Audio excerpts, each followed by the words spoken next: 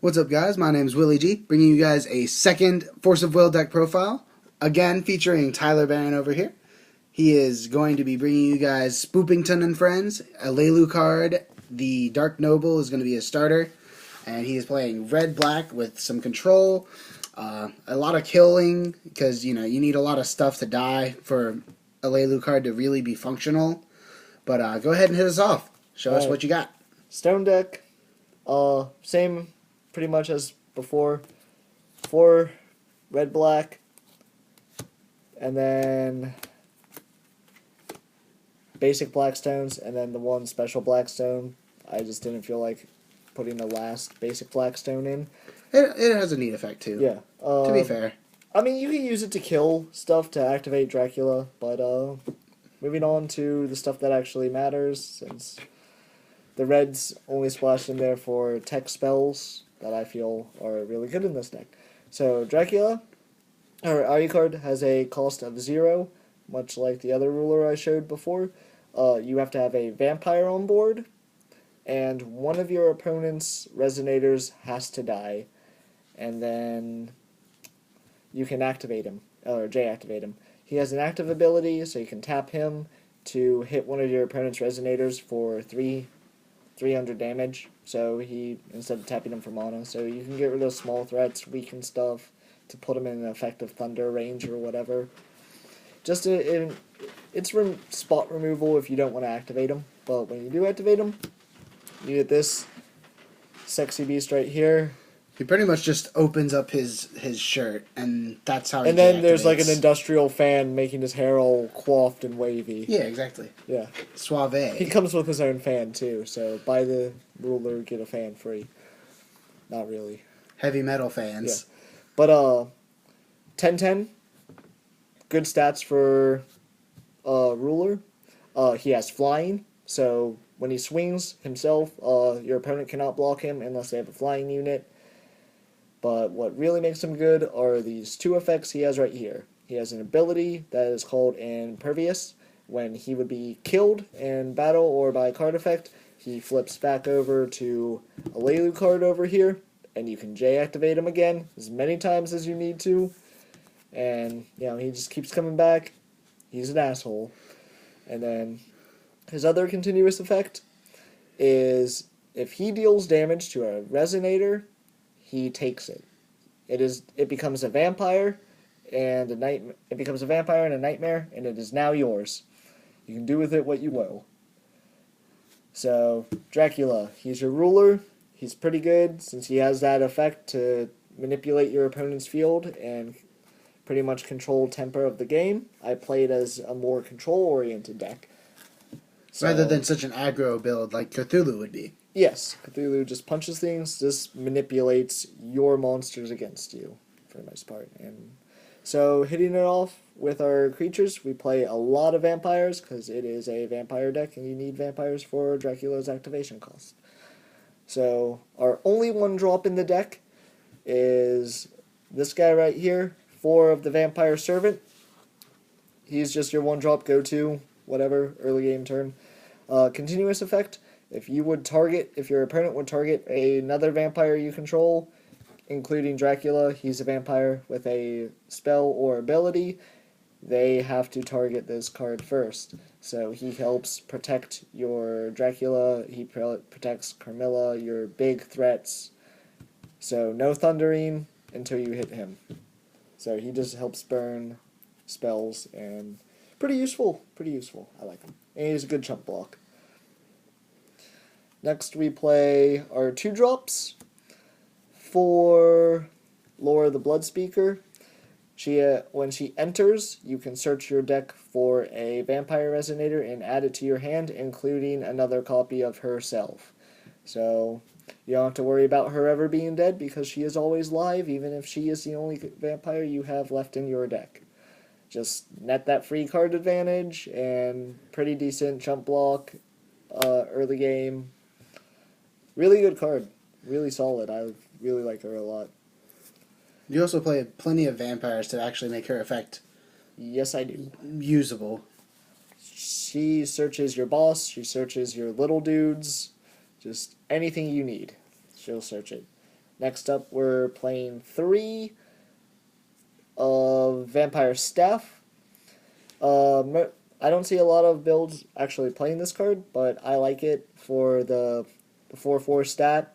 It has a little bit of an interesting ability at the start of your recovery phase. When you're about to draw, you reveal the top card of your deck because you're going to draw it anyways, and then for each will symbol that shows up here, you burn your opponent for 100 damage and then heal yourself for the same amount. So a little extra damage on top with a nice little beater. It's pretty good.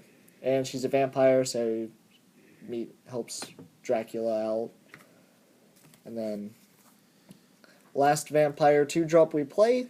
I'm teching in these 2 guys right now, the Vampire Bats. He is a unit that flies, so he is a chump blocker if your opponent's playing units that fly. Black doesn't have a whole lot of those, so any and all little chump blocks help. And he has an interesting effect too. Continuous effect. When he deals damage, you gain life equal to the damage he deals. His attack stat is 0, but he has an activation. You can pay a black mana and give him 200 attack for black mana you pay. So if you have a lot of black mana, you can make him pretty decent beater and just punch in for free because he flies, and heal yourself if need be. So he's solid. I actually like him. He's been playtesting really well. Would you maybe bump it up to 3 or 4, though? No. Unless you took out, like, more spells or, because more oftentimes than not, I need my mana for my kill spells. They're a bit more reliable. It's just for the endgame push if need be, or if I really need the heal. Like, if I'm against a burn deck or whatever, he helps mitigate that a bit. Last 2-drop we play is not a vampire, but excellent card for the deck. One of my personal favorite cards for the deck, we play 3 Cinderella the Ashen Maiden. Just good generic black card in general. Even though you don't play the princes for her continuous effect, yeah, you don't. Her secondary effect is still really good. You don't really use her continuous effect when she deals damage. You search your deck for a prince. Yeah, we're not doing that. But her active effect is you can sack one of your units to hit all of your opponent's units for 2 damage. You can sack as many units, including herself, as you want to, and just keep stacking the damage onto your opponent's stuff. Really good to set up the play to J-activate Dracula. If you have like a servant and a Laura on board, you drop the Cindy, and then you can tap Laura or tap your servant, kill one of your opponent's little dudes, and then J-activate the Dracula on top of that. So she just sets up plays, and spot removal, never a bad thing in a control deck. Just helps you get rid of lesser threats to not waste your kill spells on. And again, solid stats, so really good to have. We don't play any 3-drops, so going right to 4-drops. 4 of our main boss monster, we play Carmilla, the Queen of Vampires. She's searchable with Laura, so that's why we max out on her. And she's a vampire. She is your main Dracula activation play. When she enters, you target a non-vampire resonator your opponent controls and kill it. If you have Dracula or Alucard as a ruler, then if you bop a human resonator, you take control of it. And decent stats too for a 4-drop, so really good card, searchable, brings a lot of utility to the deck. And then our last creature here that we play is the big man himself, the best black card in my opinion, and one of the best cards in the game to date. Mephistopheles, the Abyssal Tyrant. He's a brick shithouse. He is a 4-drop with the highest stats in the game, sitting in at 15/15. He flies, so if you don't have flying units, good luck. He has target attack, so he can punch whatever he wants, whenever he wants, and he has a pretty nasty continuous effect as well. If your opponent would target him with an ability or a spell, they take 500 damage, and then Memphis Dolph, goes out. So he is just an asshole all the way up, all the way through his death. And then he has another effect that's supposed to like hinder him a bit. If you have another guy on board, you have to banish it, send it to the graveyard at your end phase. But since we're playing a more control deck and you're probably sacking your units with Cinderella anyways, you'll generally have one of them on board. If you do have two of them on board, interesting enough to note, during your end phase, their effects will activate and they will destroy each other. So you only want to have one on board at a time unless you're playing a duel and you can negate that. And yeah, secondary boss, he's, like Willie G said, a brick shit house and someone needs to stop him. He flexes too hard. On for spells, 1-drop spells for the red. Rocking the 3 Thunders again.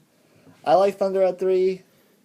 I don't know, I feel like 4 is a bit unnecessary in decks that aren't like mono red or Bahamut burn or whatever. But 3 Thunder, just basic removal, burn. It's staple, you have to play it. Next card, Tech card. It is either basic removal or it is a pretty good buff for your 2-drops. The Cinderella and the Staff both have they are both dark and have a printed cost of 4/4. So when you equip this to them as an addition, they gain 6/6 and become 10/10s. So that's pretty good. If you equip this to a non-dark resonator, if you put it on your opponent's crap, they lose 4.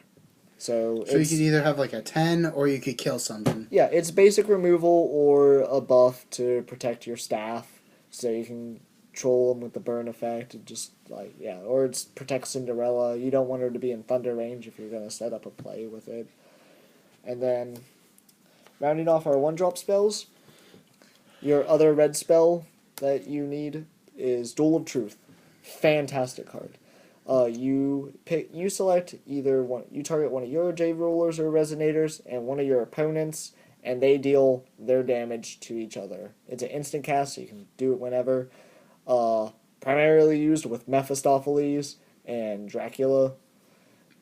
Dracula, like I said, just so you can do this, deal Dracula's 10 damage to one of your opponent's resonators, and just take their stuff off of it. And then Mephistopheles if there is something on board and you just need it dead. And then, since this doesn't count as them attacking, you still get to swing in with them too. So you can potentially use this to have Mephistopheles or Dracula kill 2 units. So it's a really good card. I like it a lot. On to 2-drops. We play 3 of the Bloodsucking Impulse. It is our archetype-themed Duel of Truth. It is not as good. It's a 2-drop, and you can only target resonators with it, not rulers, so, you can't just kill off your opponent's ruler. It's still pretty good. You target a vampire you control and deal its damage to a enemy resonator, and then what makes it good and why I play it is you also heal the difference in the damage you deal. So it's a pseudo heal too, so pretty good to have, especially against the burn decks. And then you have a good few heal cards, so burn decks aren't as much of a problem for you, and you'll be able to still control the pace of the game. Like, they can't banish black goats when they're under your control, clearly. Yeah. And then, since we're playing black, Dracula needs things dead, and it's a control deck. You don't want your opponent to have anything on board against you. We play 4 Stoning to Deaths, the best removal in the game, for a cost of 2 black. Kill shit. That's all it does. Simple enough. Instant cast, blam. You just straight up turn it sideways on them. Play the murder game down. Yep. As if you didn't need enough murder in this deck already. Well, you want to get your Dracula off, so that's... Yeah, that's why I like this at 4 as opposed to Thunder, because this is a guaranteed kill. whereas thunder is like, thunder. Probably killing something. And then for my last 2 spells, I am teching in 2 more. 2 Demon World Castle Alvarez, and what this does is it gives all of your vampires a nice 2/2 boost, so it makes Dracula a 12/12. Bigger threshold for Duel of Truth, pretty awesome. I know that Bloodsucking Impulse does not can't target your opponent's ruler, but since Dracula is a vampire, you can use it too, so it gives you a bigger threshold to use too with a 12/12 body. And then it has an effect, you can sack it and pay a black mana to add a Vampire Resonator from your graveyard to your hand, so it adds some recycle. It's, a utility card. I like Especially it. with the one enter and then search a card. So I would only play it at a maximum of 2 if there was going to be one that was going to be cut. A card that was in here that was going to be cut, I would probably cut it either to 1 or none for an extra Thunder or extra Duel of Truth. But that's the deck. Awesome. And some support cards like Vlad the Impaler. Would you play a different build entirely to suit that? I'm going to have something special for you guys when Vlad Tepes comes out. Since she has a burn effect, I'm going to probably pick up another playset at Laura's and find a use for my 4th vampire staff I have running around and play probably a black-red burn deck with Vlad when she comes out this end of July. So there's a lot of cool black burn cards coming out in the next set. Thank you guys for sticking with us. We are Team Bad Deck. Go ahead and like and subscribe our videos. And if not, then just leave a comment. Tell us how much we suck. Or praise us. Whatever feels good for you guys. Yep. Otherwise, this is Team Bad Deck. Be sure to check out Team Bad Deck's Dropbox too if you want any Dev Pro stuff. We're gonna net deck us all you want. We don't care. We'll make a thing that's accessible for you guys at some point in time where we will post our decks, and then if you'd like to just try them out on DevPro, then you can literally rip it right from there and just stick it into your DevPro, go from there. Force of Will doesn't have a DevPro thing that's as automated as DevPro is, but obviously we'll be doing some work with that. We're also looking into the Vanguard version. That's Card fight area. Yeah, card fight area. It was already in effect, but they're working on the automation of it. So stay posted for some of those updates. Otherwise, this is Team Bad Deck signing out, y'all.